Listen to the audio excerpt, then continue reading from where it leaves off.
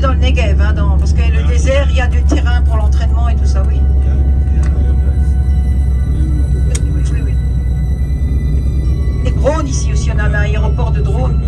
Vous savez ce que c'est les drones? Oui. Les avions... Des avions furtifs qu'on ne peut pas détecter, vous voyez les... Oui, ça s'appelle des drones aussi, hein, oui.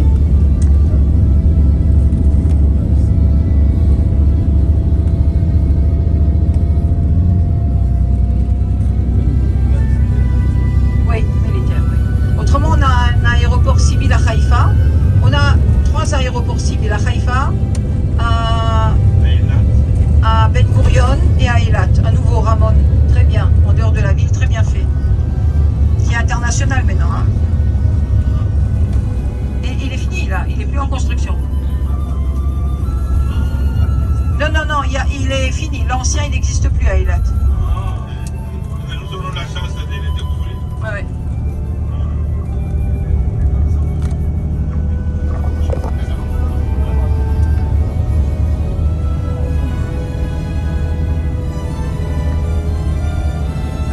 Vous voyez les collines comme ça, c'est pas...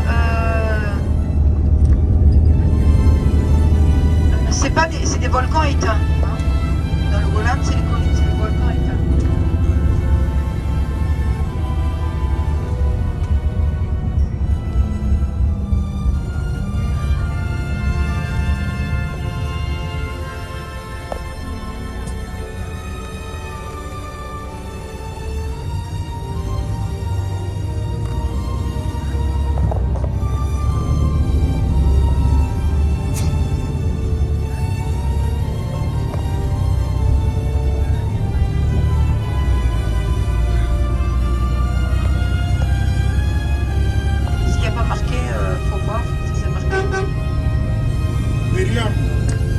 Myriam, comment tu t'éternises qu'avec François?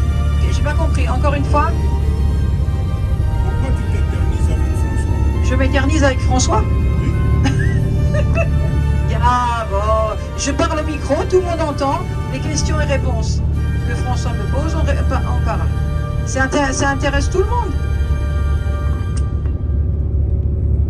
Si tu as une question, tu poses. Myriam est prête.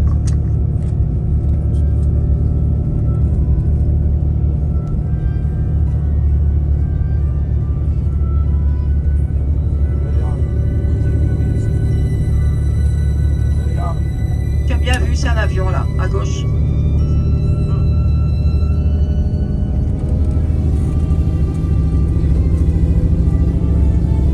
Et quand on sait qu'il y aura une très grande guerre, et quand on ne sait pas, ça peut être demain, ça peut être dans un mois, ça peut être dans un an, dans 2 ans, on ne sait pas. Mais on sait qu'il y aura une très grande guerre qui vient du nord. On le sait déjà, mais non, même celui qui comprend rien à la politique, qui comprend rien à rien, comme moi, je sais et je suis sûre qu'il y aura. Et ça fait peur, quoi. Mais on se dit, on prie, on est entre les mains de Dieu, que Dieu préserve parce qu'il y a l'ennemi extérieur. Mais nous avons l'ennemi intérieur.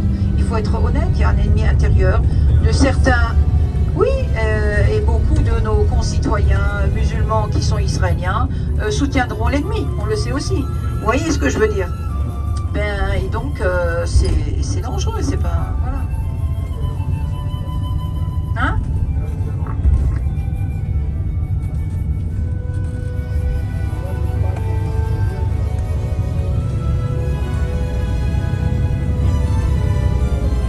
L'ancien président des États-Unis, il a reconnu le Golan. Vous voyez, Trump Heights. Les auteurs de Trump, on a donné le nom de Trump parce qu'il est venu et qu'il a reconnu officiellement le territoire du Golan comme israélien. Puisque l'ONU, les Nations Unies, ne reconnaissent pas cette région comme israélienne. Ils disent que c'est syrien encore, comme Jérusalem-Est, comme beaucoup de choses. Vous voyez, la Judée et Samarie aussi. Et quand Trump était au pouvoir, il est venu là, il a écrit il y avait une cérémonie comme quoi c'était israélien. C'est pour ça qu'on l'appelle Trump Heights, les hauteurs de Trump. Voilà, regardez à gauche les tanks de l'armée. Les chars, oui. Il y a beaucoup d'armées ici, hein, beaucoup de militaires, de bases militaires. C'est normal. Il faut surveiller la frontière, il faut Vous savez que même pendant la guerre vous savez qu'il y avait la guerre civile en Syrie, il y avait la guerre. Eh bien, on soignait en Israël, dans les hôpitaux israéliens, dans l'hôpital de campagne à la frontière syrienne, on soignait les blessés syriens, sans demander de quel côté ils étaient, de Assad, de l'armée islamique. On ne demandait pas. Ils étaient blessés, on les soignait et on les renvoyait après. Mais on a soigné nos ennemis. C'est une loi juive aussi. Et on les a soignés, ils ont été guéris. Ils étaient très étonnés dans les hôpitaux que Arabes et Juifs travaillent ensemble déjà. Et en plus très étonnés comment on les a bien reçus, comment on les a soignés. C'est une loi. Ils ont plus jeunes et ils peuvent, après ils font un autre métier en plus de leur retraite de l'armée. Il était officier dans l'armée et il était dans les Golani. Golani, c'est les soldats d'élite qui sont dans le nord. Et il a fait la guerre du Liban. C'est la vallée de la Houla en bas, tout ça c'est terre agricole, c'est immense. Et en face des montagnes, c'est les montagnes qui descendent aussi, les montagnes de Naphtali, de la tribu de Naphtali qui était là.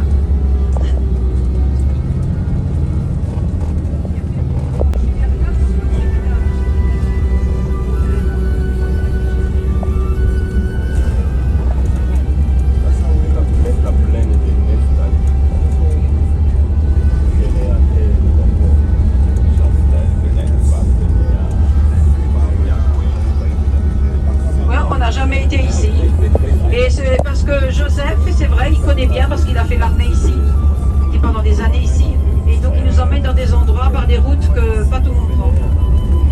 Merci Joseph. Entre de bonnes mains.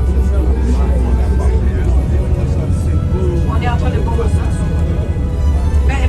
Marty, la vallée de la Poule, là, comme je vous disais.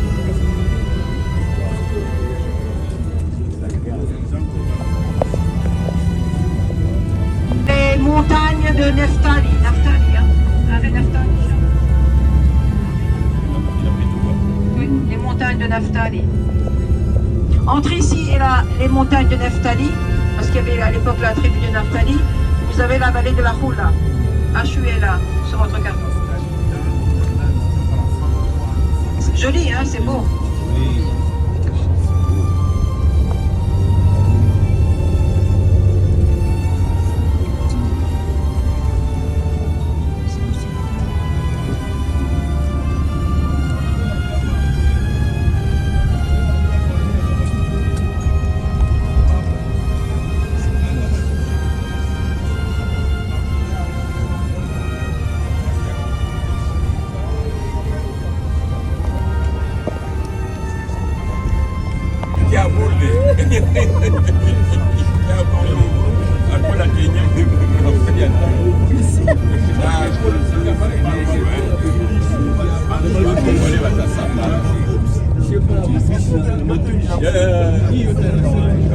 Pas pour discuter politique. Journée Mujima était Michia. Journée Mujima était Michia. Oh non, non. Moi je passe.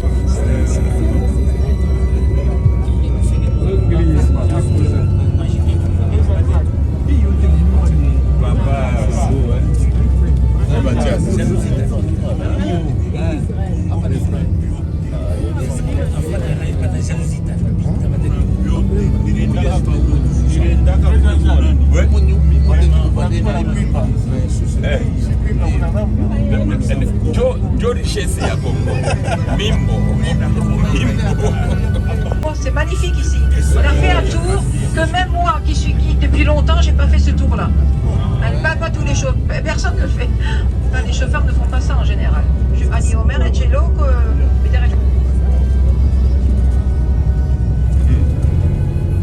tout ça, ces terres cultivables que vous voyez là, il n'y avait que des marécages et la malaria. Tout ça, ça a été asséché, planté. Une partie est restée des marécages. On peut visiter, faire un tour pour les animaux. Parce qu'il y a des loups dans le Golan. Aujourd'hui encore, il y a des loups, il y a des chacals. Il y a l'hiver, ne croyez pas, parce que c'est le Moyen-Orient, le Proche-Orient. Il fait chaud tout le temps. L'hiver, il fait froid. Il fait froid à Jérusalem aussi. Il neige aussi, il peut neiger à Jérusalem. Là, vous avez Dan. C'est un kibbutz Dan aussi. Et vous avez le site de Dan, aussi un site archéologique, une réserve naturelle, parce que Dan, c'est aussi une des sources, un des affluents du Jourdain, qui donne beaucoup d'eau énormément. Et comme je vous l'ai dit, les trois affluents se retrouvent à peu près au nord de Tibériade, ils se rejoignent et forment le Jourdain ensuite. Et là vous avez le site archéologique, puisque la tribu de Dan, qui était au départ plus au sud, vers la région où vivaient à l'époque les Philistins, et ensuite ils sont partis. Peut-être qu'ils en avaient marre, comme Samson, il se battait contre les Philistins et tout, ils en avaient marre, certainement de vivre à côté d'eux et d'être tout le temps en guerre. Donc ils sont partis, ils sont venus dans le nord. Et on a encore les vestiges de la vieille ville de Dan. On a aussi des Danites, hein, donc, et aussi la plus vieille porte de la ville cananéenne, qui a 3800 ans, de Dan, qui s'appelait Laïch avant. Et par cette porte est passé Abraham. Abraham, quand il a libéré son neveu Lot, qui avait été pris par les rois cananéens, il est venu le libérer à Dan. Laïch à l'époque, c'est la même chose. Et il a pris du butin, et c'est là qu'il a rencontré Melchizedek. En sortant, en libérant son neveu Lot, Lot habitait à Sodome, hein, à la mer Morte là-bas, Sodome et Gomorrhe, et ils ont été attaqués. Et Lot a été fait prisonnier avec d'autres à Zegadjar, là-bas, la ville de l'autre côté, à gauche, au fond, qui est maintenant entièrement israélienne. À un moment donné, elle était moitié israélienne, moitié Rétisouria. Donc, je reviens à Lot. Lot est fait prisonnier, amené ici à Dan, à Laïch, et Abraham va prendre ses hommes et le libérer. Et il va gagner, il va prendre le butin, et il va amener la dîme à Melchizedek. C'est là qu'il rencontre Melchizedek, qui le reçoit avec du pain et du vin. Donc cette tradition, on voit là cette tradition du pain et du vin qui est repris dans le judaïsme après le pain et le vin pour qu'on bénisse avant une fête, avant le Shabbat, et de ce qu'il a pris dans la ville. Hein. Ça c'est une rencontre très importante. Melchizedek, roi de justice. Tzedek, c'est la justice. Meler, le roi. Melchizedek, roi de justice, qui était prêtre dans la ville de Shalem, Jérusalem. C'est à Hermon, Jéroïm Pucham. Ça c'est le Libanon. Ici c'est la frontière avec le Liban. Vous voyez derrière les barbelés. Pardon? À gauche. Vous avez une route de patrouille le long de la frontière, vous voyez en haut, à gauche. Ouais, il y a une route de patrouille pour l'armée. Nimrod qui a été construit par les Mamelouks, hein, c'est croisé Mamelouk.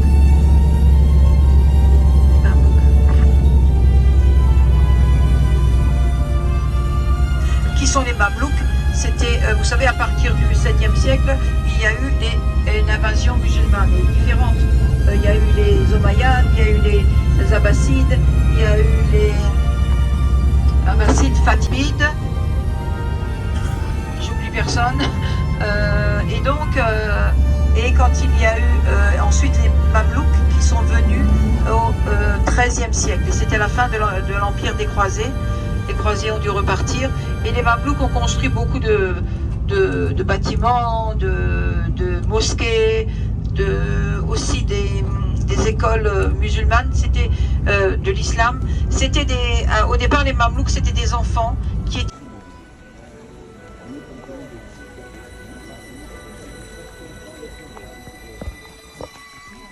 Oui. Maintenant, pourquoi l'espace ça sépare Israël et le Liban?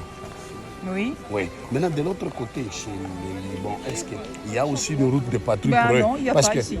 Parce que le problème, c'est quoi? Ce sont eux qui veulent seulement venir ou bien prendre une partie de vous, ou bien c'est vous aussi qui... Non, nous, on ne veut rien de chez eux. Nous, on s'est retirés du sud Liban. Ouais. Mais eux, ils sont nos ennemis. Ils veulent nous tuer. Ouais. Voilà, c'est la... Voilà. Ah, c'est pourquoi eux ne veulent pas mettre la route. Ils ont aussi des routes de patrouille vers le Liban, la frontière. Il y a aussi des patrouilles de leur côté. Hein. Ah, ok. Oui. Moi j'avais une question là parce que... Ils ont peur aussi que vous puissiez les envahir. Ah, peut-être, ils ont peur aussi que vous puissiez les envahir aussi. Mais nous, on ne veut pas envahir personne, qu'on nous laisse tranquille déjà. Ah, déjà. Oui. Ma question, c'est de savoir, cela veut dire que c'est la zone de Syrie. Tantôt, on passait, c'est la zone de Syrie. Oui. Mais on est entré en Syrie sans visa. Comment expliquer ça? Quelle Syrie? Vous n'êtes pas en Syrie? Non, le on Liban, passait un c'est. chemin. Oh, le chemin. Là, il y avait Les tanks. Non, c'est Israël, Israël. mais l'ONU n'a pas. L'ONU ne le reconnaît pas, mais c'est Israël. À quelle lieu elle ne connaît pas? Depuis ok. la guerre des 6 jours en 1967, c'est Israël. Ok, mais c'est l'ONU qui ne reconnaît Oui, pas. Trump Mais a Trump reconnu. reconnaît. Trump a reconnu. Trump pas reconnu. Ça dit Trump Trump a avait reconnu. pris 2 décisions. très S'il vous plaît, bus numéro 3, il faut L'ambassade de aller à la prière. Jérusalem, à Tel Aviv à Jérusalem Et les Golan. et le Golan.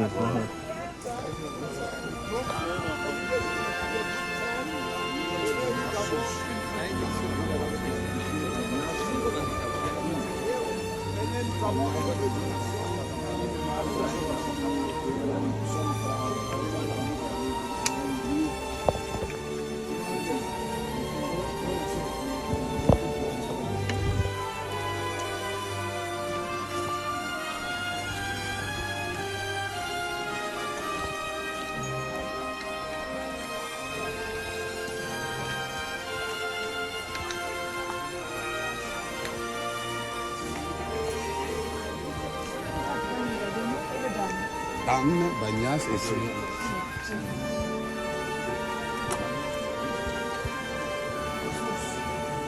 Source du Jourdain.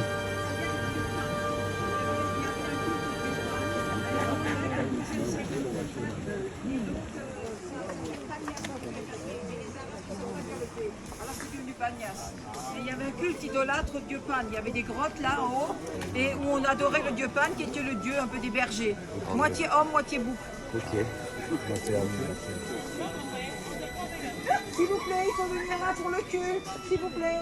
Pagan temple Construit à l'honneur du dieu Pan. that was built in honor of God called Pan. Le dieu Pan, That dans la God- Bible, on l'appelait Baal. That was called Pan in the Bible.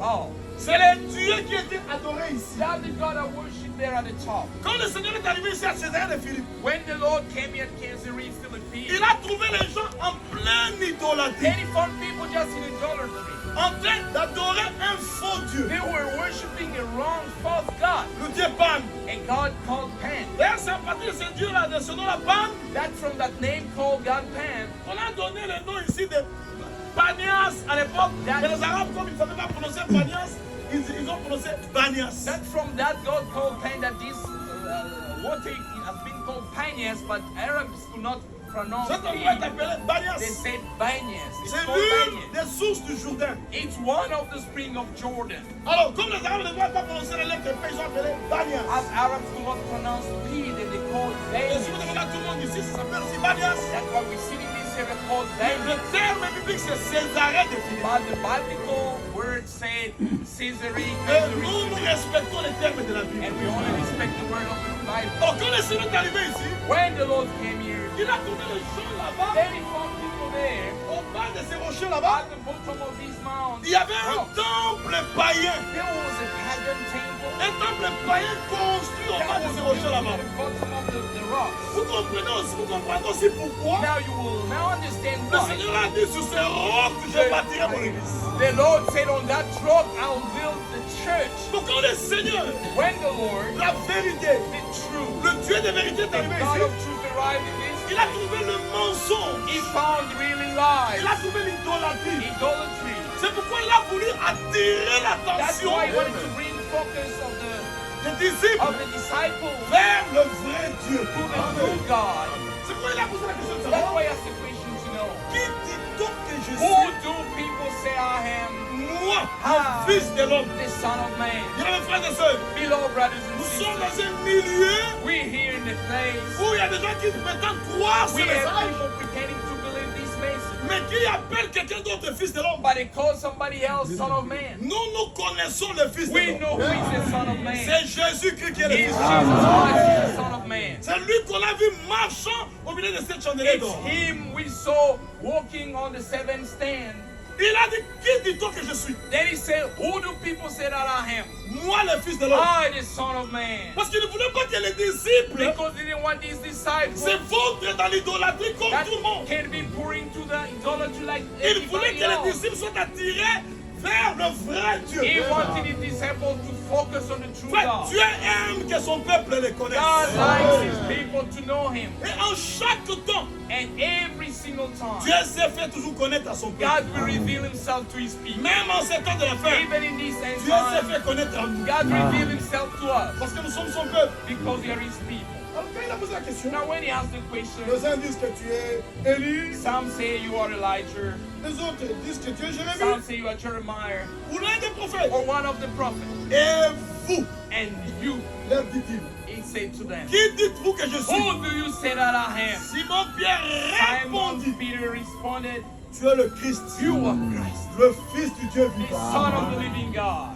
Tu es le Christ, You are the Christ. le Fils du Dieu vivant. You are Christ, the Son of the En living God. hébreu, le Fils du Dieu vivant là-bas, c'est Haben Elohim. In Hebrew, the Son of the living God means Aben Elohim. C'est-à-dire Elohim lui-même fait chair. That means Elohim himself made flesh. Vous et moi, nous sommes les ennemis de Ben Elohim. You and us, we are the man Ben Mais Elohim. Jésus n'était pas Ben Elohim. But Jesus was not Ben Jésus était Elohim. Haben Elohim. Amen. Jesus was Aben C'est pourquoi quand Elohim. les Juifs lui posaient la question, That's why when Jesus asked the question, es-tu le Fils de are Dieu? you the Son of Il a God? dit, je le suis. He said that I am. Ils ont dit non, tu as blasphémé. They said you just blaspheme. Parce que la réponse qu'il a donnée là-bas, Because the answer il he voulait gave, leur montrer que moi, je suis Elohim lui-même fait he chair. wanted to say, I am Elohim made flesh. Ils ont dit non, tu as He blasphémé. said you just blaspheme. Mais quand il a posé la question Now when he has the question aux disciples, to the disciples, Pierre a répondu de la même manière. Peter answered the same Vous way. remarquerez que ce qui a chopé les You will see religieux, that all the ce qui a chopé les religieux, what makes the stumbling block for religion mais cela a réjoui les élus. and make elected rejoicing. Quand le Seigneur a dit aux religieux, When the Lord said to the religious, Anne et Caïphe, Iron and Cain, je suis Haben Elohim. I am the heaven Je Elohim. suis le Fils du Dieu I am the vivant. Son of the living God. Caïphe a déchiré son Cain habit. just tore his garment. Mais quand Pierre a répondu ça, Now when Peter answered in le this Seigneur way, regarde Pierre. and then the Lord looked unto Il dit, tu es Peter, heureux, Simon. Simon, son of Jonah. Car ce ne sont pas la chair et le It's sang not flesh and blood qui t'ont révélé cela. that revealed you this. S'il vous plaît, frère, Please, la brothers, chair et le sang ne révèlent flesh jamais. and blood will never reveal. Un homme de chair et de sang A ne vous man made révélera of jamais la flesh parole. will never reveal you the word. C'est pourquoi frère Branham, That's why Brother comme il était Branham, un homme de chair et de sang, as he was a man made of il flesh n'a and pas blood, révélé la parole. he did not reveal the C'est word. Jésus qui a révélé la It's parole. Jesus who revealed the word. Même les sceaux, Even seals. c'est Jésus qui nous a révélé les It's sceaux. Jesus who revealed the seal. William Branham était seulement un porte-parole. Brother Branham was just a speaker man. Il transmettait He was just conveying ce que le Seigneur lui a what the révélé. Lord revealed to him. C'est pourquoi il pouvait ouvrir la bouche. That way he could open his mouth and say, Ainsi dit le thus Seigneur. said the Lord.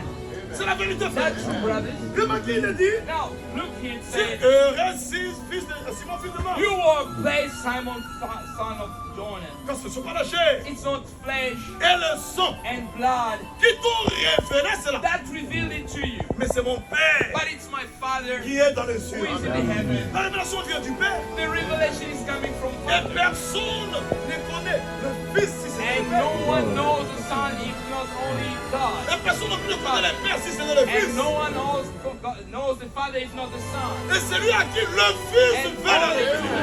the Son wants to reveal it. Dans toute l'histoire du salut, In all the story of que ce soit dans salvation, l'Ancien Testament be it in the Old Testament ou dans le Nouveau or Testament, in the New il n'y Testament, a eu qu'un seul révélateur. only one revealer. C'est Dieu qui est le That révélateur. God revealing. C'est pourquoi quand vous lisez dans Amos chapitre 3, verset That's 7, why when you read in Amos chapter 3 verse 7, il est écrit, it says, car le Seigneur, because the Lord, l'Éternel, the Lord, the ne fait eternal, rien will never do anything sans avoir révélé son without secret revealing his secret. à ses serviteurs les His prophètes. servant the prophet. Donc c'est Dieu That's God qui révèle aux who prophètes. reveals to the Et prophet, le prophète and the prophet transmet la révélation venue de Dieu. the revelation that came from God. Même nous qui sommes ici, Even us sitting quand la here, parole est prêchée, when the word is c'est said, l'Esprit qui doit vous la in révéler. the Spirit revealing to you the word. C'est vrai, frère. That's true, brother. Et Pierre répond, And Peter answered, tu es le Christ, you are Christ, le Fils de Dieu the vivant. Son of the living God. Bien mes frères, Beloved il y a brothers, beaucoup d'êtres qui sont appelés Dieu, there's so many being called God, mais Mais ici, à César de But Philippe, here in Caesarea Philippi, il y a eu la plus glorieuse de there toutes were les révélations. the glorious of all the revelations. Ce que le Seigneur a donné aux disciples, What the Lord conveyed to the disciples, c'est la révélation qui dépasse toutes les that was the révélations. revelation above all the revelations. La divinité suprême Divinity, high du place Seigneur revelation of the Lord Jésus-Christ, Jesus. c'est la plus glorieuse révélation. Il n'y a pas de révélation qui soit au-dessus de There celle-là. is no revelation on top of C'est it. le mystère dans lequel sont contenus tous les autres mystères. That is the only and unique ministry in which all the other ministries Ce que are je dis là, je n'ai contained. pas inventé, c'est dans mon but. What I'm saying here is not something I built here, it's in the Dans Colossiens Bible. chapitre 2, In Colossians chapter 2, il est écrit, it reads, verset 1 à 3, verse je veux en 1 effet, to 2, for I will have to know, je veux en effet, I want in que vous sachiez the combien reality, est grand le combat que je soutiens pour vous. to know how greatly is the strife I'm doing for you. Et pour ceux qui sont à la Odyssée. And for them in Et Laodicea. pour tous ceux qui n'ont pas vu mon visage dans la And chair. for as many as have not seen my face in the flesh. Nous sommes aussi à la Odyssée. We are also in Laodicea. Afin qu'ils aient le cœur rempli de consolation. That their heart may be comforted. S'il vous plaît, frères et sœurs, Please, brothers and sisters, ayez le cœur rempli de consolation. and Qu'ils soient unis dans l'amour. let's be united in On love. n'a pas besoin de division. We don't need division. Restons unis dans l'amour. Let's be united in Parce love. que là-bas, Because there, c'est l'amour parfait. oh, Et cet amour, on le fabrique pas. and that love is not something we Cet amour, manufacture. selon Romains 5, verset 5, That est love, versé dans nos cœurs par les Romans autres. chapter 5, verse 5 is poured out in our C'est hearts. l'amour surnaturel. That is supernatural love. Et c'est un être surnaturel qui le verse. And it's a supernatural being that really proves that in Et us. enrichi d'une pleine intelligence. And be you filled with full knowledge. Connaître le mystère de Dieu. To know the mystery of God. Savoir To know Christ. Christ. Christ est la révélation Christ du is mystère the de Dieu. revelation of the mystery of God. Et jusqu'où nous parlons, And until the time we're talking dans now, les pays dans lesquels nous vivons, in the country where we live, toute la nation est aveuglée devant ce mystère. where we are, all the nation is blinded before this mystery. Moi, je dis toujours aux frères, même dans l'obispo, That's why I'm still speaking to our brothers and our buses. ne discutez pas avec le Do Dieu. not dispute with the guy. Il est un juif. He is a Jew. Ce que nous voyons, et ils sont What aveuglés. we see, they are blinded. Mais par la grâce de But Dieu, by the grace of God, après notre départ, ils after verront ça. we will go where we have, they will Mais see pour le it. moment, frère, For now, brothers, supportez-les. just bear.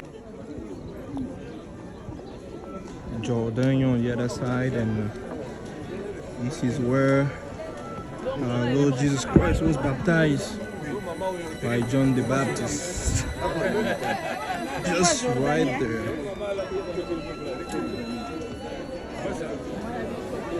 See people getting baptized. And on the other side of the river is Jordan. See the flag right there. And we see people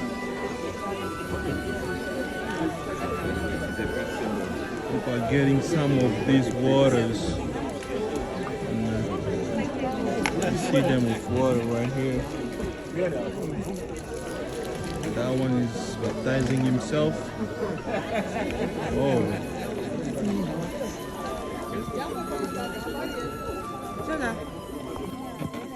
This line is the border between Israel and Jordan.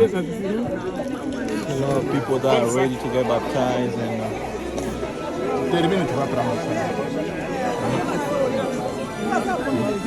some are getting waters from the river. You can see right there. I don't know what this means, but it is what it is.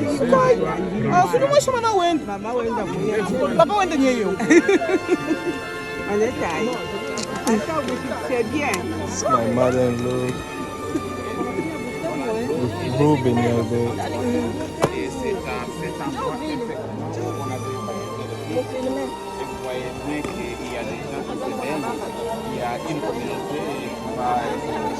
va commencer le baptême et les femmes croyées dans le baptême.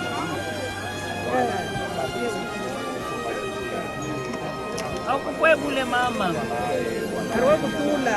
Tula vyote. Tula vyote. Inapiga maya dunia nzima. Haleluya. Haleluya.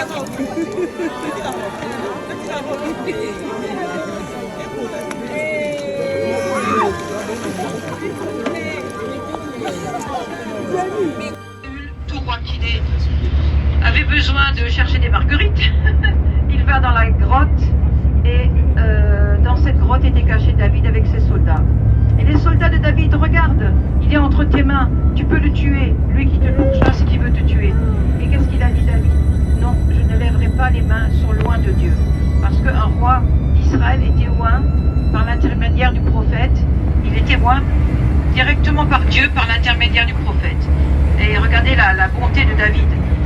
Il va juste lui couper un morceau de son manteau sans qu'il s'en le remarque avec son épée.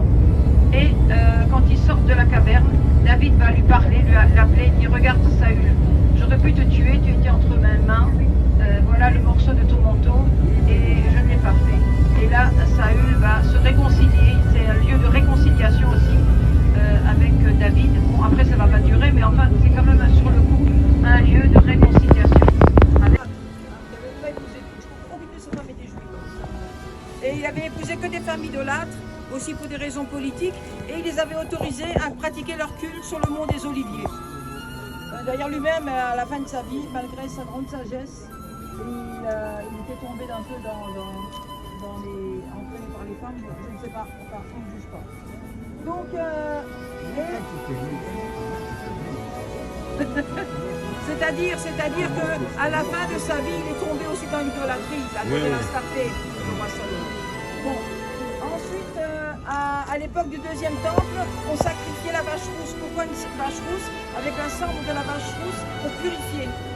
Ça donnait une purification pour les prêtres, surtout en cas de... s'ils avaient touché un cadavre. Le plus haut degré d'impureté, c'était la mort, quand on touchait un cadavre. Et le prêtre au temple devait toujours être pur. Donc avec les cendres de la vache rousse mélangées avec une eau du temple, on pouvait purifier. Ils sont là-bas, mais je ne répéterai pas deux fois. Voilà. Donc, Monsieur Jacques, et puis nous sommes ici. Si vous voulez écouter, vous venez, je ne répète pas deux fois. Du Cédron, la vallée du Cédron. Appelée plus tard, elle s'appellera aussi la vallée de Josaphat, lorsqu'il y aura la résurrection. Donc, le mont des Oliviers, la vallée du Cédron et la vieille ville. Toute cette montagne ici, aux alentours, ça s'appelle Moria.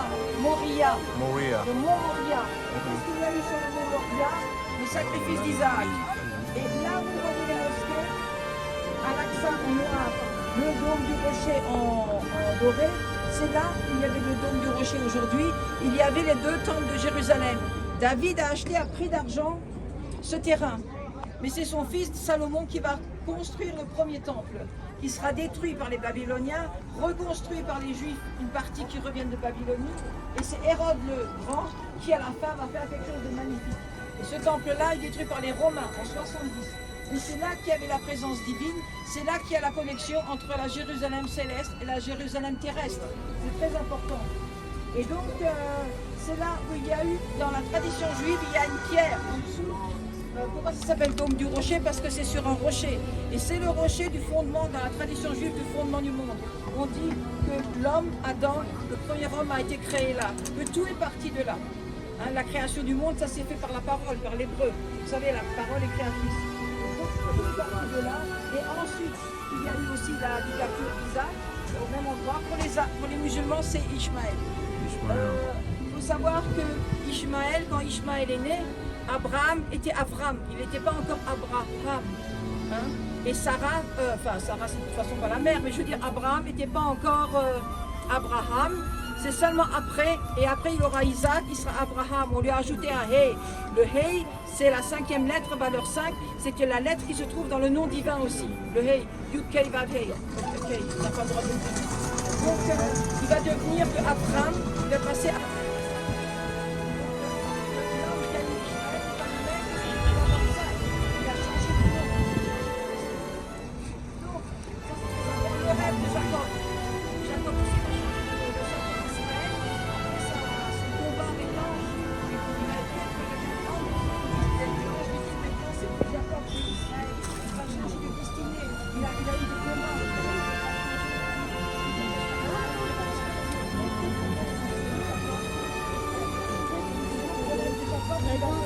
vérité, Dieu est là.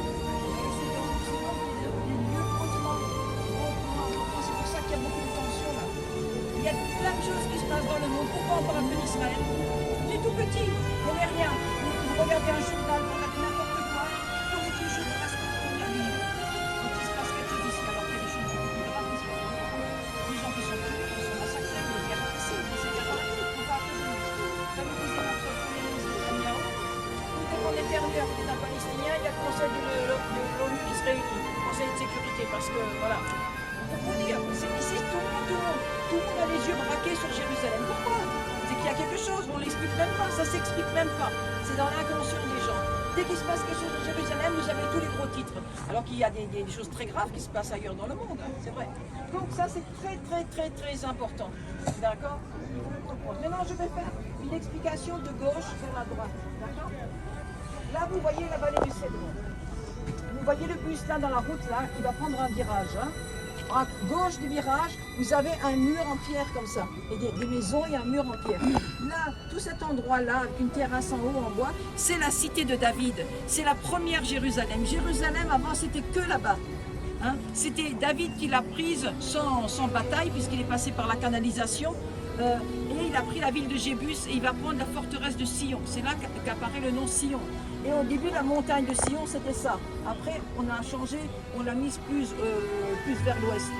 Mais la première Jérusalem, c'est là où il y avait les rois d'Israël. Les premiers, c'est là où il y avait le prophète Isaïe. C'est là où il y avait le prophète Jérémie. Tout ça, c'était dans cette Jérusalem-là. Jérusalem va s'étendre vers le nord, puisque David va acheter le terrain. Mais Salomon va construire le temple et plus tard va s'agrandir vers nord-ouest, aussi avec Ézéchias, qui va agrandir la ville pour permettre aux réfugiés du royaume d'Israël, quand ils seront pris par les Assyriens, de se réfugier. Une partie est déportée, une partie est réfugiée à Jérusalem. Vous avez des fouilles là, devant la muraille. Vous voyez toutes ces fouilles? Ça s'appelle les fouilles du deuxième temple. Du deuxième temple construit par Hérode, qui a été construit, on a toutes les fouilles. On a l'escalier d'origine encore. La prochaine fois que vous venez, Bezrat Hashem, si Dieu veut, on visitera toutes les fouilles du deuxième temple. L'escalier d'origine qui allait vers la porte de la Belle, là où il y avait Pierre, et il y avait l'homme qui était malade, handicapé, qui l'a guéri. Tout ça, c'est des choses d'origine de l'époque où il y avait Jésus, où il y avait Pierre, il y avait ses disciples qui venaient régulièrement à Jérusalem pendant les fêtes de pèlerinage. Donc ça, c'est très important. Après, donc ça, c'est le dôme du rocher, Al-Aqsa, qui ont été construits au 7e siècle quand les musulmans vont venir en 638. Après, un peu plus tard, vers 695, ils vont construire Al-Aqsa et le dôme du rocher. Dôme du rocher qui est le 3e lieu saint de l'islam, puisque dans la tradition musulmane, Sourate 17, Mahomet a fait un voyage nocturne sur Al-Burak, un cheval ailé avec une tête de femme, et accompagné de l'ange Gabriel. Après, il est monté, il est allé à la mosquée Al-Aqsa, la lointaine, celle-ci. Et à l'époque, il n'y avait pas encore de mosquée où Mahomet a eu cette vision, enfin ce voyage, puisque les mosquées ont été construites après sa mort. Donc, il va monter au ciel dans la tradition, accompagné, l'ange Gabriel est avec lui pendant ce voyage, et il va revenir avec les 5 prières par jour pour l'islam. Donc c'est pour ça que c'est le 3e lieu saint de l'islam, après la Mecque, Médine et ici à Jérusalem. Derrière le dôme du rocher, vous voyez 2 dômes gris, c'est le Saint-Sépulcre, c'est le tombeau et le lieu de crucifixion et de résurrection pour l'église catholique, et grecque, orthodoxe et arménienne, d'accord? Et ensuite à côté un clocher, c'est l'église du quartier juif de la vieille ville, hein, c'est-à-dire dans les murailles. Parce qu'après, derrière, bien sûr, toute la ville est juive derrière, la ville moderne, on va dire. Vous voyez dans la muraille ici, vous voyez une porte qui est scellée, avec 2 arches. Vous voyez? Ça, c'est le Golden Gate. C'est la porte d'or, ou la porte de la miséricorde en hébreu. C'est par là que le Messie doit passer. D'accord? C'est pour ça que Suliman, le magnifique, qu'est-ce qu'il a fait? Il a fermé la porte et il a mis un cimetière musulman, parce que c'est impur, pour que le Messie ne passe pas. À votre avis, ça va servir? Répète encore. Suliman le magnifique a fermé cette porte parce qu'il savait, il connaît la tradition que le Messie doit passer par cette porte. Donc il l'a scellé, il a mis un cimetière musulman devant pour empêcher le Messie de passer. Voilà. Donc autrement, alors je continue. En haut, en dehors des murailles, c'est le mont Sion. Nous irons aussi tout à l'heure. Hein, le mont Sion où il y a la tombe du roi David, où il y a la chambre haute, le dernier repas de Jésus, d'accord? Et où il y a aussi, on ira aussi à l'église qui est là, parce qu'elle est construite sur l'ancienne maison du prêtre Caïphe. Hein. Ici, quand on va descendre, parce qu'on va tout faire à pied, on va descendre, on va aller à Dominus Flevit. C'est franciscain, toujours ce moine franciscain qui était architecte, Berlucci, a construit beaucoup d'églises, et dont celle-ci en forme de larme, puisque Jésus a pleuré en voyant la destruction de Jérusalem. David aussi a pleuré ici. Pourquoi? Parce qu'il a perdu son ami Jonathan, le roi Saül est mort, donc il a pleuré également. Et Jésus, c'était parce qu'il a vu en vision la destruction de Jérusalem. Quand on descend, on arrive au jardin de Gethsémané. Gethsémané, Gatchmanim, presse à huile, parce qu'on y faisait de l'huile d'olive. L'huile d'olive très importante. La première presse la plus pure pour les prêtres au temple, la deuxième pour le peuple, pour manger, la cuisine, pour les soins, etc. Et la dernière, la moins pure, pour les lampes à huile. On s'éclairait avec des lampes à huile. Donc ça, c'est le jardin de Gethsémané, et puis une très belle église, l'église de l'Agonie, aussi franciscaine, construite par... il y a plusieurs pays, dont la France, qui ont donné de l'argent pour sa construction.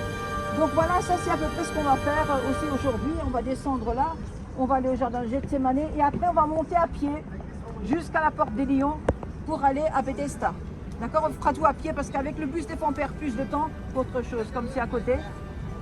Voilà, et cimetière juif, et on va montrer, parce qu'on va rentrer un peu dans le cimetière après, cimetière juif parce qu'on attend la résurrection, et la résurrection doit partir de Jérusalem. Tous ceux qui sont en dehors de Jérusalem et d'Israël, la résurrection viendra plus tard et mettra plus de temps. Mais ceux qui sont là, c'est les premiers à qui vont ressusciter, c'est pour ça que tout le monde veut être enterré ici. Alors dans le judaïsme, on enterre très vite. Ici en Israël, on enterre sans cercueil. En Europe, on est obligé d'être dans un cercueil, mais ici, c'est directement dans la terre, dans un châle, dans un linceul, et on enterre très vite. Si quelqu'un meurt le matin, il est enterré l'après-midi. S'il meurt l'après-midi, on l'enterre le lendemain matin. Ça va très très vite, et les gens sont dans la terre, d'accord? Les petits trous que vous voyez, c'est pour mettre des bougies, hein, de mémoire, etc. Donc voilà. En général, les morts, on les laisse. On n'y va pas, on va pas trop dans les cimetières. C'est pas trop. Dans le judaïsme, on dit qu'il faut laisser les morts. Mais on prie beaucoup. La première semaine, la famille proche prie beaucoup, beaucoup, beaucoup, le premier mois. Et après, chaque année, on fait comment on appelle ça? Une mémoire, comme une mémoire pour le mort, et on fait une fête. On fait un repas et tout ça pour prier pour le mort. D'accord? Okay. Les pierres qui sont dessus. Alors les pierres, j'ai expliqué, on ne met pas des fleurs, parce que dans le désert à l'époque, on mettait des pierres quand quelqu'un mourait. Surtout pour que les bêtes aussi sauvages ne puissent pas le déterrer, on mettait des pierres. On a gardé cette tradition de mettre des pierres pour dire qu'on est venu, voilà, pour marquer la présence. Deuxième question. Oui. Suleiman, il n'était pas en Arabie, il a vécu ici.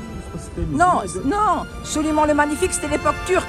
En 1516, les Turcs vont prendre en conquérir ici le pays, et vont rester ici, ceux qui resteront le plus longtemps, 400 ans.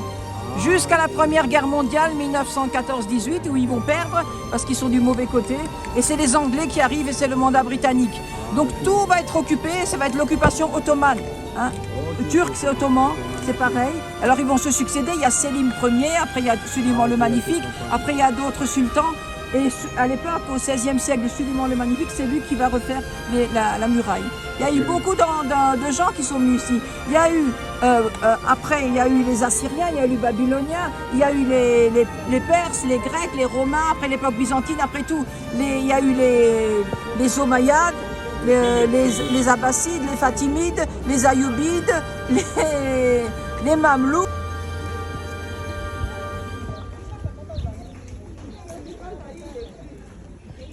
Vous voyez, c'est bien expliqué. Cette mosaïque-là, elle est très ancienne. Elle date du 4e siècle par là. Hein. Et donc, vous voyez qu'au 6e siècle, tout a été détruit par les Perses sassanides qui étaient venus. Et ça a été reconstruit dans les années 80. Et ici aussi, vous voyez très bien.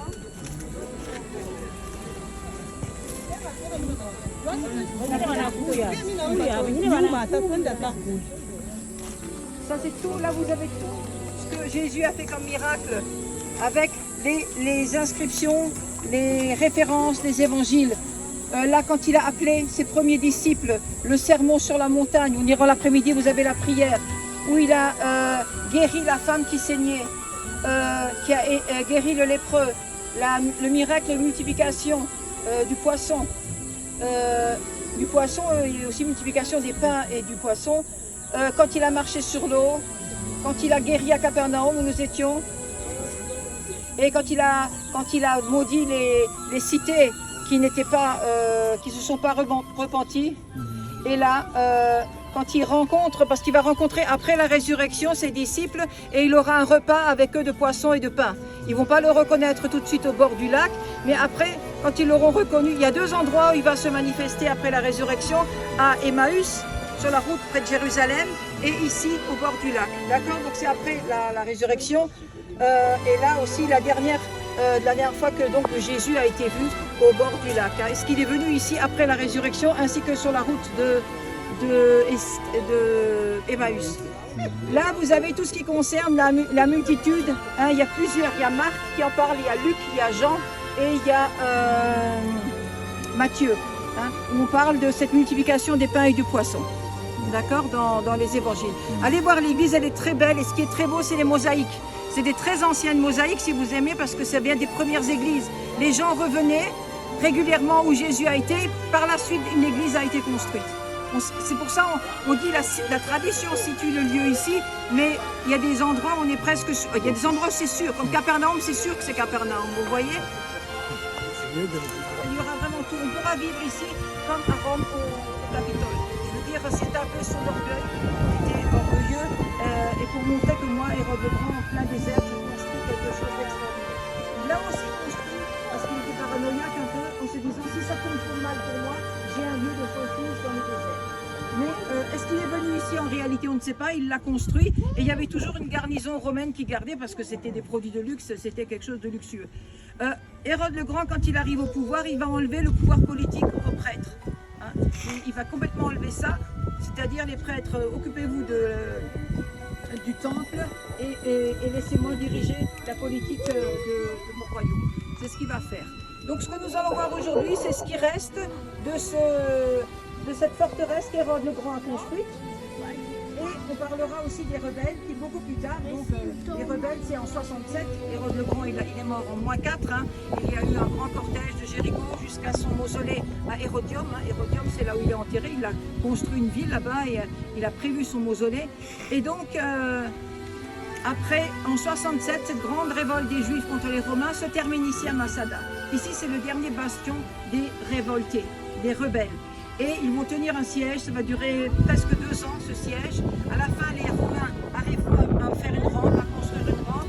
Et avec une voiture bélier comme ça, vous voyez, avec un bélier, ils vont casser la muraille et rentrer. Mais, entre-temps, les rebelles auront décidé de se donner la mort plutôt que de se retrouver esclaves, leurs femmes vendues, les enfants vendus. Et quand les Romains rentreront, tout le monde sera mort par famille. Avec la nourriture au milieu pour bien montrer qu'on n'est pas mort de faim, on l'a décidé de nous-mêmes. Et ça, on en parlera après quand on sera vers la synagogue. Nous allons voir, nous allons faire un tour, allons aller vers le palais nord, les bains romains, on va voir la rampe, on va tout un tour, l'église de l'époque byzantine, ce qu'il en reste, parce que beaucoup plus tard, au 5e siècle, des moines vont s'installer là, et les belles mosaïques du palais ouest. Et ensuite, on reviendra et on repartira par là, de là où on est venu.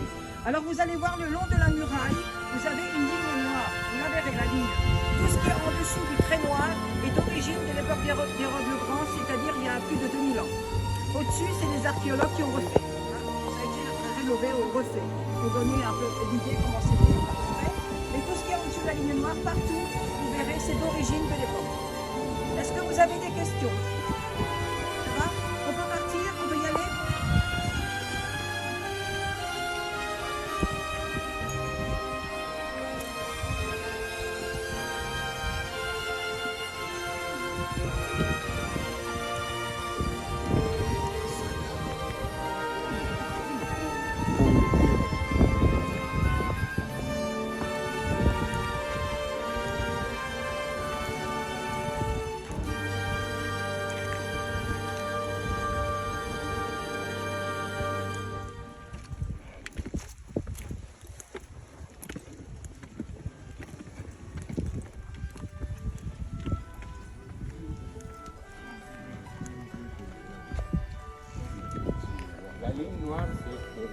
dessous.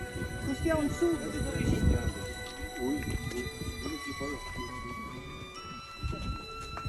Donc là, il y avait une carrière de pierre. On va aller regarder le commandant. Il y avait une garnison romaine ici. Voilà, c'était la résidence du commandant.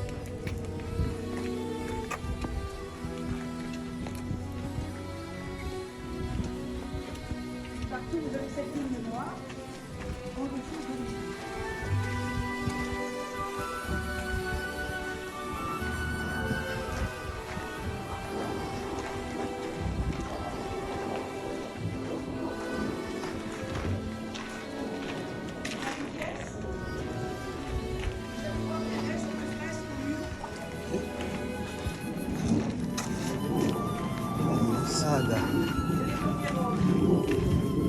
tous les palais d'Hérode avaient ces fresques de couleurs. Il faut savoir que les couleurs coûtaient très très cher à l'époque. Tout venait de la nature. Soit des fruits et légumes, soit des minerais. Les couleurs coûtaient très très cher. Et donc toutes ces fresques, tous les murs qui étaient recouverts d'une fresque en couleur, ça c'était typiquement des sculptures de Dieu. Il y avait énormément de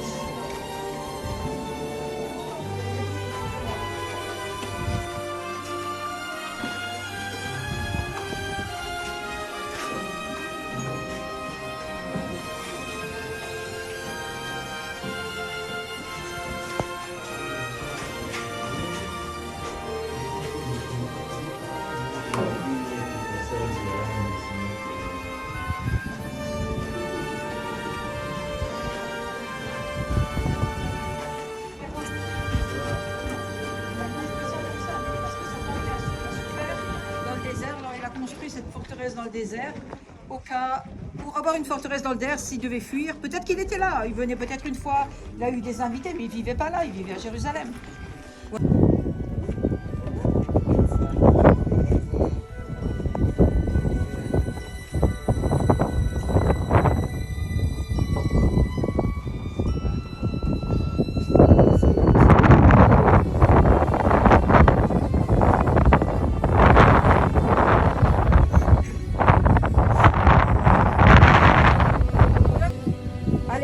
Donc quand il a construit, il y avait toute une muraille tout autour avec des tours de guet, mais là c'est une partie seulement.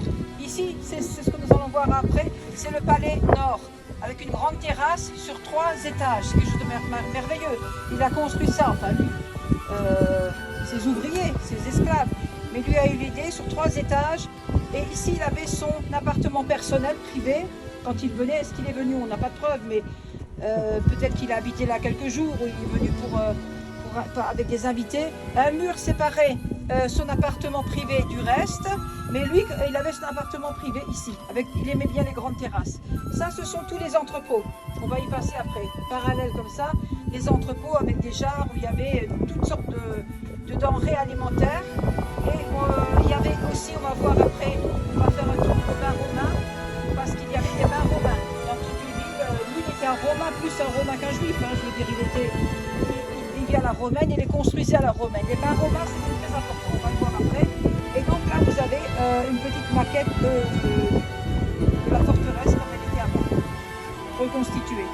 Là, dans cette pièce en face, vous voyez encore des très beaux crépis, toujours en couleur. Il faut savoir, les couleurs coûtent très cher. C'est de la nature, toujours. C'est de l'arbre. Voilà.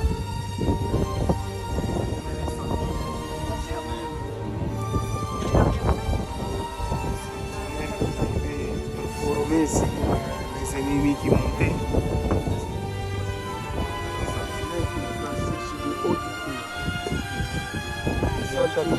Qu'en est-il de la nuit? Le matin proche.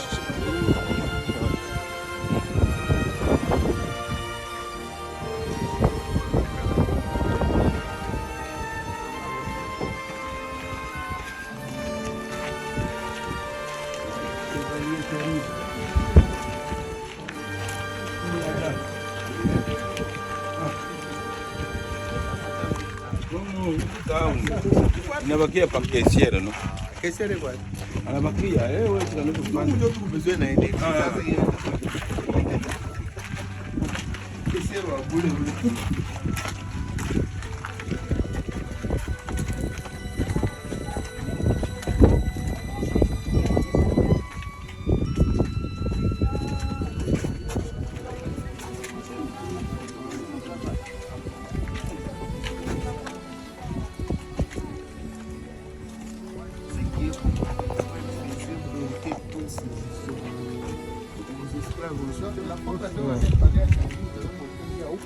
wewe.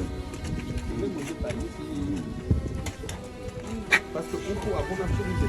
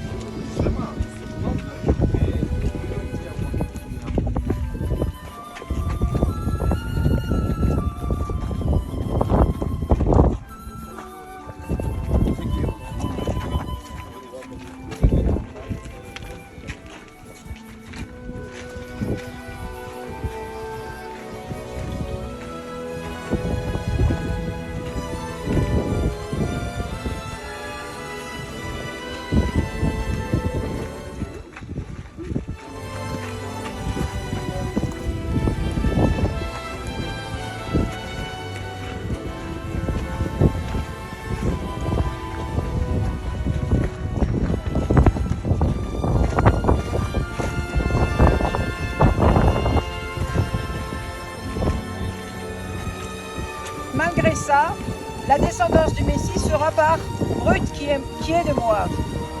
Alors que c'est normalement interdit. C'était interdit. Il y a la loi, mais Dieu vient faire la grâce. C'était interdit de marier avec eux. Il y a une grâce. Parce qu'elle avait des qualités exceptionnelles. C'était quelqu'un d'exceptionnel. Pour être la grand-mère, l'arrière-grand-mère du roi David et donner ce mérite d'être de la descendance, de donner la descendance du Messie, c'est qu'elle avait quelque chose d'exceptionnel, un bon cœur, une femme exceptionnelle.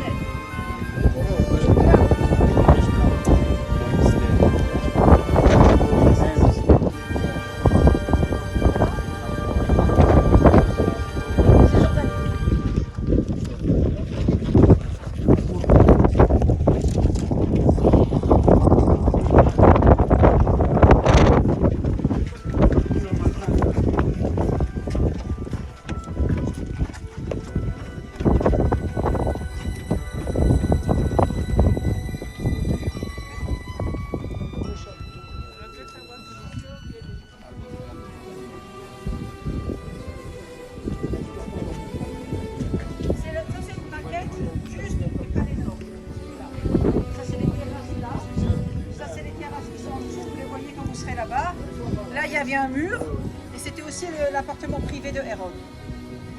Là, c'est où nous sommes. Ça, c'est la terrasse. Vous voyez, ça, c'est ça. Et là, vous avez en bas où se trouvait le plus grand des camps romains à l'époque du siège, quand les rebelles sont montés ici, avec Flavius Silva, le commandant des Romains, des légions romaines, quand ils ont fait le siège à Massada. Là, c'était le plus grand des camps. Tout autour, d'en haut, vous voyez des carrés avec des pierres. C'est là où il y avait les camps romains, avec un mur. Vous verrez un mur, ils ont fait une ligne en pierre, qui allait d'un camp à l'autre, pour les empêcher de sortir.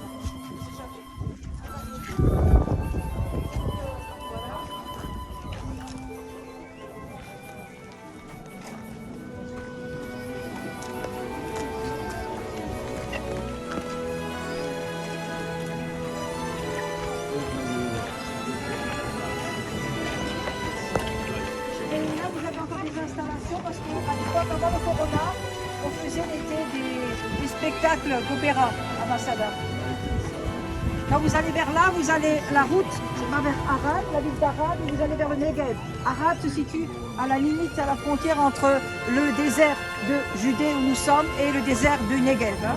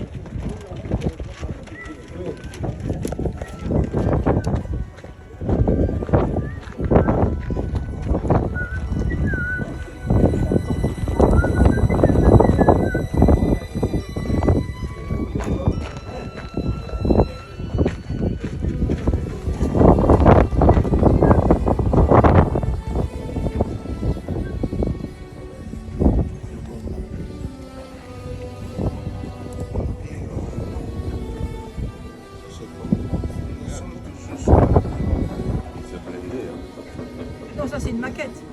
Oui, Des bains. maquette. Donc là, vous avez une maquette des bains où nous nous trouvons. Dans chaque ville romaine, il y avait des bains romains. Et chaque bain romain était construit, soit plus grand, soit plus petit, mais sur le même style. C'est-à-dire une pièce, vous allez voir, avec des hypocostes, ça s'appelle, des petits plots, et on recouvrait d'un sol. C'était un chauffage au sol. À l'extérieur, il y avait un four qui chauffait l'air. Et l'air circulait entre les plots, et ça chauffait le sol, et ça faisait comme un sauna. On versait un peu d'eau et ça faisait comme un sauna. Et le plafond était arrondi pour que les gouttelettes de condensation ne tombent pas sur les gens. Après, il y avait une pièce qui était plus froide, modérée, plus froide. Premier tour, mais là, il est bouché avec les sécurités comme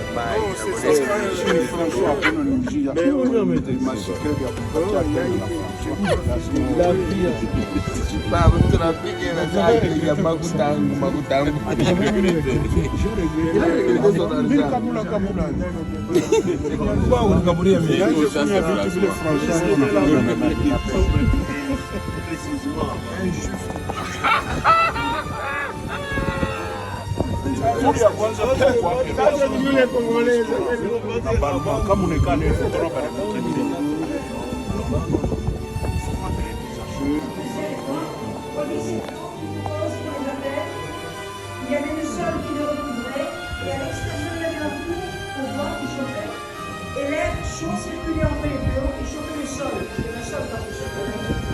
Il y avait un sol par-dessus. Et donc c'était comme un sauna. Et on jetait un peu d'eau sur le sol pour que ça fasse de la vapeur. C'était comme un sauna. Et vous voyez le toit est arrondi, la condensation, le gouttelettes tombait sur le long du mur et pas sur les gens. Et donc là c'était comme ils revenaient, ils étaient sales. À l'époque, ils étaient sur des chevaux, il y avait la terre, il n'y avait pas comme aujourd'hui. Donc ça leur permettait de se laver, de dilater les pores et tout. Ils savaient que toute la saleté sortait donc. Et pour se nettoyer, c'était le meilleur système. On a pris d'eux, c'est pas eux qui ont pris de nous. Le au sort, c'est ceux qui vont tuer les autres. Et comment est-ce qu'ils ont tué les autres? À la manière dont dans le judaïsme, l'abattage rituel, en égorgeant. Parce que si c'est égorgé comme c'est marqué dans la Bible, on ne souffre pas. Parce que chez nous, l'animal n'a pas le droit de souffrir.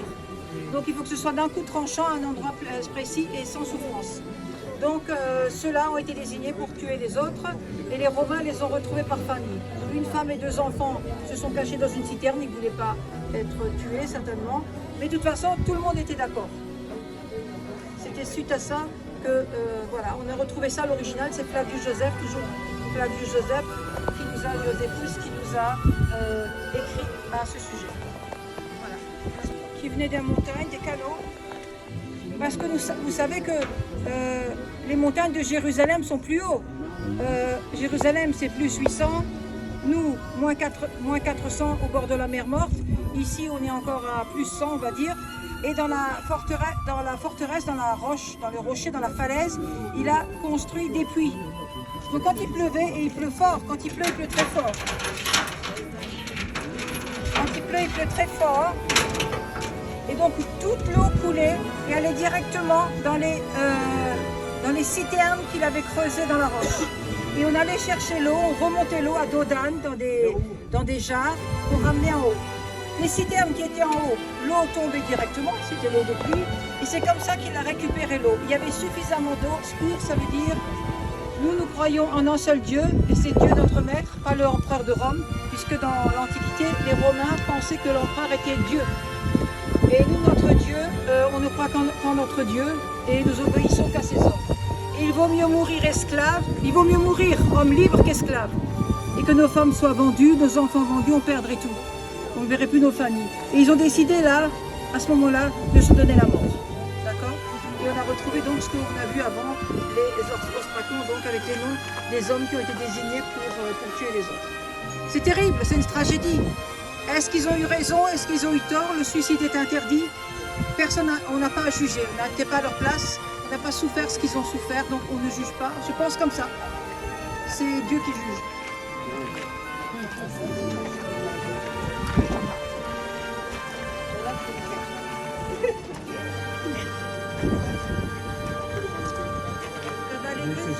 Desséchés qui reprennent vie. Ça a été retrouvé là. Je ne sais pas si vous vous rendez compte, l'extrait du rouleau d'origine de l'époque d'Ézéchiel qui parle de la vallée des ossements qui reprennent vie. Oui, qui ont été retrouvés où? Ici, les ossements, le rouleau dans la synagogue. En descendant, ne faites pas l'eau là, je voudrais essayer parce que ça va déranger les fils.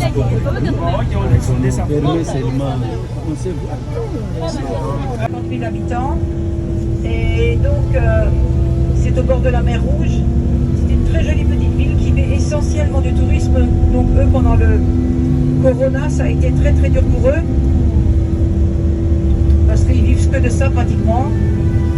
Sauf certains qui prennent peut-être l'avion tous les jours pour aller travailler à Tel Aviv. Mais disons que dans l'ensemble, ils vivent tous du tourisme. Il fait très chaud ici toute l'année. Il fait beau normalement toute l'année. Et très très très chaud l'été.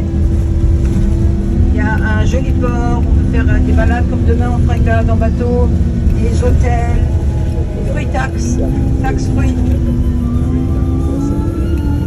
Il y a aussi un observatoire sous-marin, un endroit où il y a des dauphins, aussi pour la thérapie. Les dauphins sont souvent utilisés en thérapie pour les gens autistes. Parce qu'en Israël aussi, on soigne beaucoup l'autisme aussi, par des méthodes, des fois avec...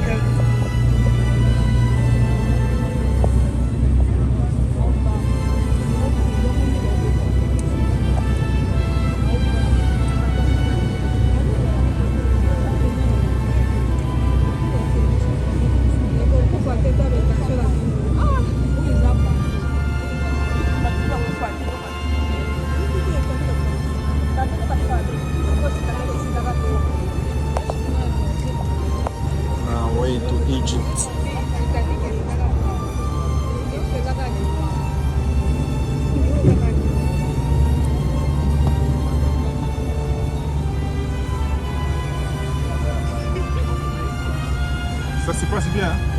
Voilà.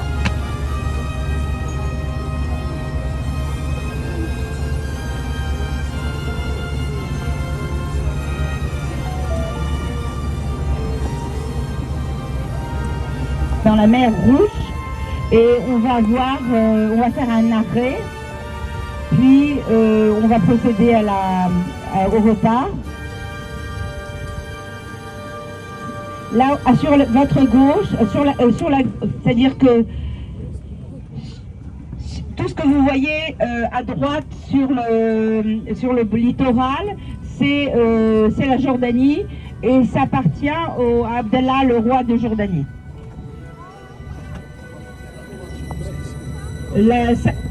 Son palais est à 500 mètres de la frontière avec Israël et il y a même l'aéroport pour lui, destiné pour lui.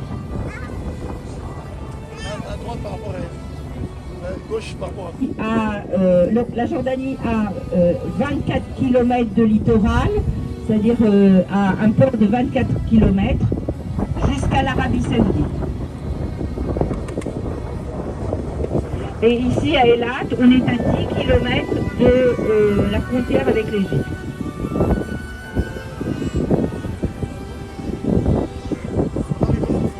La frontière dans la mer Rouge est à 15 km.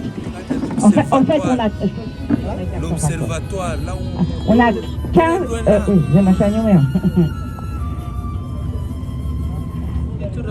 Ok, on a 15 km de frontière maritime. Et on a un point où on a les 4 frontières qui appartiennent à l'Égypte, à Israël et à la Jordanie et à l'Arabie Saoudite.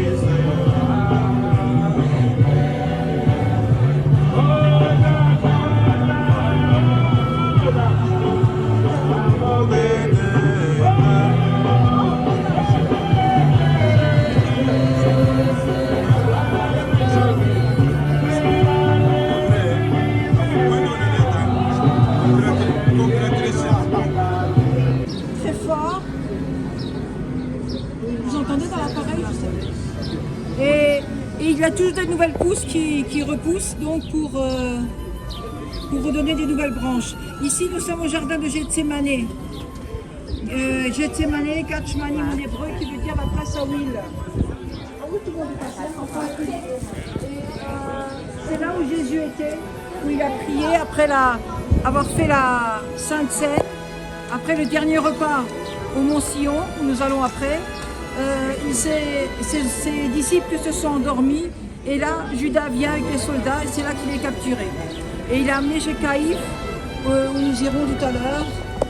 C'était la soirée du jeudi soir, à l'époque c'est tombé la Pâque juive est tombée un jeudi soir et c'est dans la nuit du jeudi au vendredi qu'il va être pris ici et être amené chez Caïphe le grand prêtre et le vendredi matin amené chez Ponce Pilate et commencera le chemin de croix.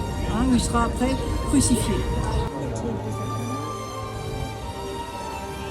Cameron! Pastor Cameron! Benny watch. Moi Jean-Pierre. Papa Jean-Pierre. C'est Béni.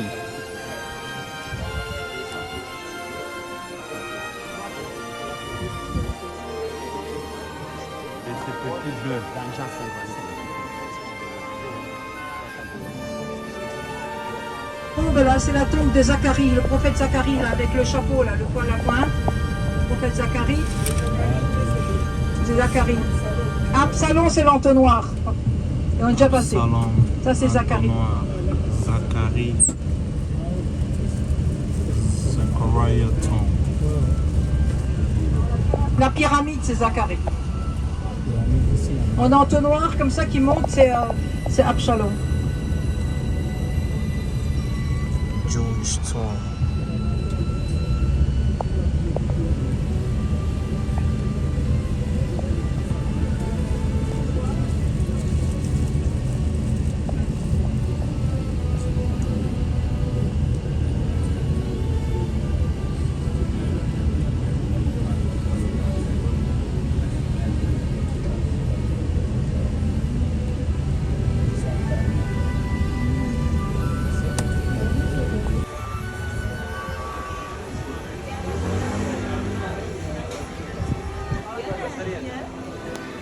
I've